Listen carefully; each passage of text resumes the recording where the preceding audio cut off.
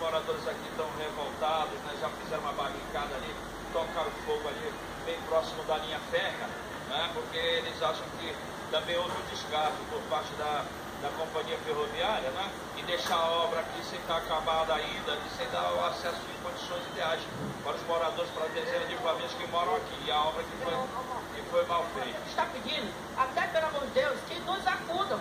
Nós estamos aqui jogados para as cobras, agora fez um serviço mal feito, que não terminou a obra deles. Então aqui a gente, nós somos um pai de família, nós somos trabalhadores, temos filhos, temos netos, temos crianças, e a gente está aqui a mercê desses bandidos que estão pedindo justiça. Queria que o direito humano viesse olhar uma causa dessa. Em vez de ele estar fazendo projeto para defender essas vítimas que estão caindo e as vítimas que estão ficando para sobreviver, não fazer projeto para defender bandido, né?